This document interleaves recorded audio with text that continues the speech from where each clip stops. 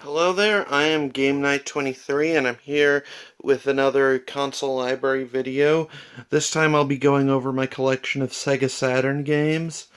Now the Sega Saturn was a really cool system released during the 5th generation. It originally came out in 1994 in Japan. It was released a year later in the US.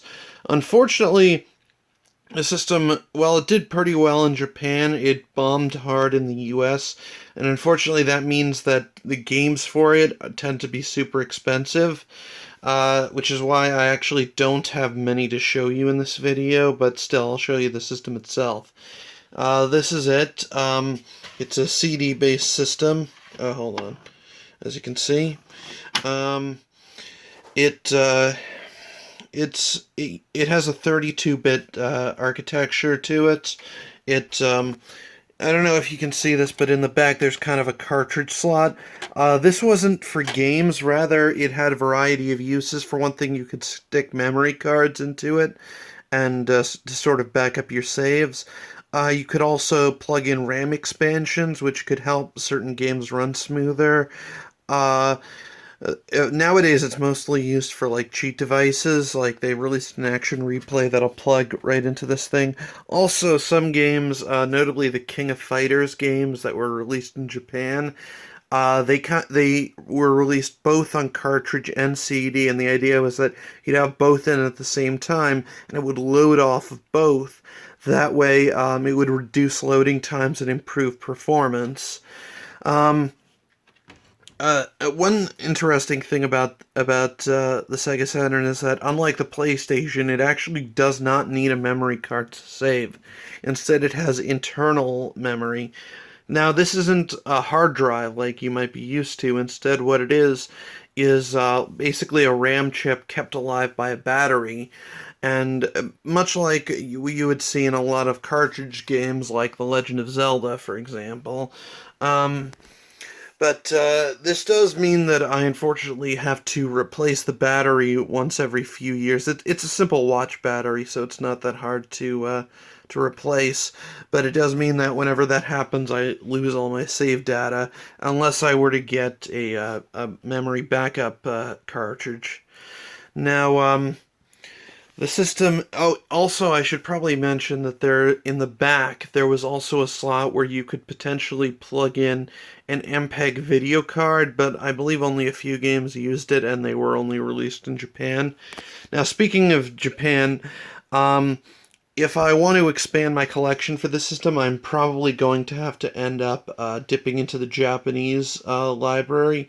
The reason being is that because that system was way more popular there, the games are much less rare and thus less expensive. Luckily, they do sell cheat devices that allow you to sort of region unlock your Sega Saturn, so that's very good. I'll have to get one of those in the future. Now, down here, I have some controllers. Um, now that's a Genesis. Hold on. I have this thing. This is your standard 6-button Sega Saturn controller. Made it very good for fighting games. It also has these shoulder buttons. They're very clicky. They're kind of like pressing down on a mouse button. Um, but what's interesting is this. This is the 3D control pad. This thing was actually very much ahead of its time. It was one of the first like widely successful and widely adopted analog stick controllers. Now, analog sticks had been around since the early '80s, but this was one of the first systems to popularize it. Although this isn't so much an analog stick so much as it is like a spring-loaded ball. It's kind of weird. It's interesting to say the least, but yeah, it feels nothing. It feels nothing like a traditional analog stick, like how you would expect it to. But very cool. Not a huge number of games used it, but some good ones did. Now over here, I have some of my Saturn games loose. Now I guess first I should probably talk about why the system failed. Um, Now, the Sega Saturn, it failed in the US for a variety of reasons, one of which was because it was, at launch, it was $100 more expensive than the PlayStation. And in fact, competition with the PlayStation was probably the main reason. Also, they had just a really terrible marketing strategy. What they ended up doing is they basically announced the US system's release on the same day when they actually released the system. So it's like suddenly at E3 they're like, surprise, we have a new console. And that really threw people off. But more than that, it also meant that there really wasn't any hype or marketing behind the system's launch. Um, it also meant that some games had to be kind of rushed to meet the early launch, and it also meant that in between the initial batch of games released at launch and when later games would come, there was kind of a big gap of several months, and that was really bad. They also failed to really utilize their intellectual property correctly. Like, they didn't have a Sonic game for the system, really. Well, they had, like, spin-offs and such, but they didn't have a mainline game in the series. And, unfortunately, there was one in development, but the whole thing fell apart largely due to mismanagement to the point where it actually led to the main lead developer being hospitalized, where he basically he almost like worked himself to death. And eventually they just had to can the whole thing, and but which is a shame, but you know, it uh, during the Saturn era, Sega really was not firing on all cylinders. They really screwed it up big time. So coming down over here, I've got a few loose Saturn games. Hold on, if I can pull it out. Okay. Like, I've got Daytona USA. I've got two versions of it here. There's the original version that was released at the system's launch, and then there's the later Championship Circuit Edition. I also have Virtua Fighter 2. Now, this was actually the best-selling game on the system. It's a 3D fighting game and really sort of raised the bar at the time for what was possible in the genre. And this was a very good arcade port for the time. In fact, it still holds up pretty well. At the time, it was kind of competing with Tekken on the PlayStation. And lastly, I also have Road Rash for the Saturn, loose. It's a cool game. It's sort of a sequel slash reimagining to the Road Rash Genesis titles. Now over here, I have my boxed Sega Saturn games. Luckily, I got most of these when I bought the system and managed to get them for relatively cheap. Like, I think I managed to get the system and like 4 of these games for about $50, which is an amazing steal nowadays. First off, I've got Fighters Megamix. This one was kind of a crossover between Virtua Fighter and Fighting Vipers. It's a very good 3D fighting game. It's kind of a celebration of what the team was doing at the time, because it also includes like characters from other series like that you could unlock, like there was actually the car from Daytona USA that you could fight as. You could fight as the characters from Virtua Cop, stuff like that. Very cool. There's Fighting Vipers, which is another 3D fighting game. A very good one. It's sort of based on the same engine as Virtua Fighter, but it kind of has more of a J-pop feel to it, and everything takes place in sort of caged, walled-off arenas. Hold on, I'm having difficulty with this one-handed.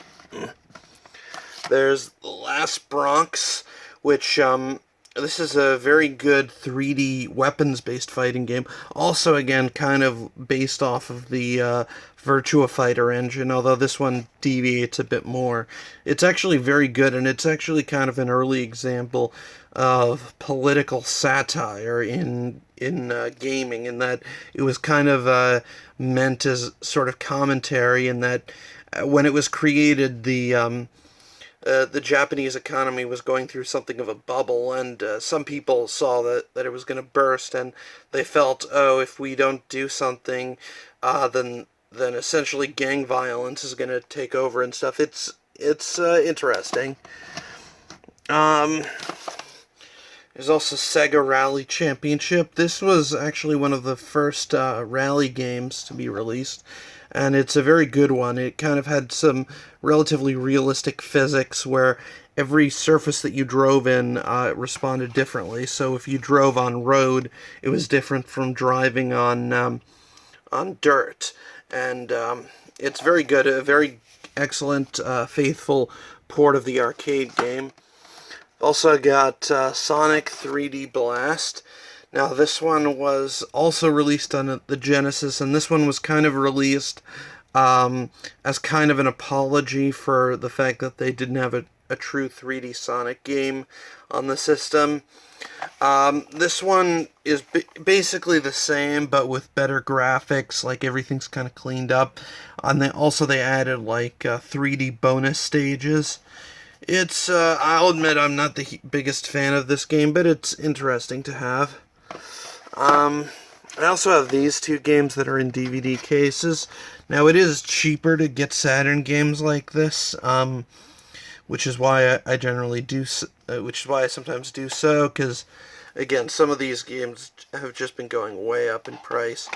Like, I got this one called Heir of Zendikar, which is, it's a strategy game by Koei, which you probably know of by Romance of the Three Kingdoms and Dynasty Warriors. I've also got this one called Wing Arms. It's kind of an arcade-style dogfighting flight game. It's a bit like Namco's Ace Combat series, if you remember that. Now,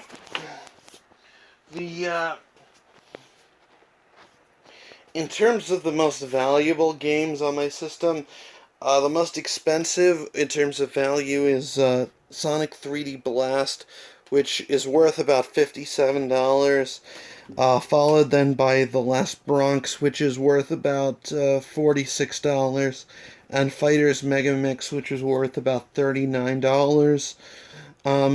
In total, I have about 11 games for the system, making it one of my smaller libraries. I still enjoy it, though. And in total, all the games together are worth about $275. The system itself is worth about $130, and the various controllers I have for it in total are worth about $60. So yeah, that is the Sega Saturn. Again, I really wish I had more games for it, but because it really had just such a unique and wonderful library of games, and a lot of that stuff has never been re-released on sort of more modern machines or remade or anything.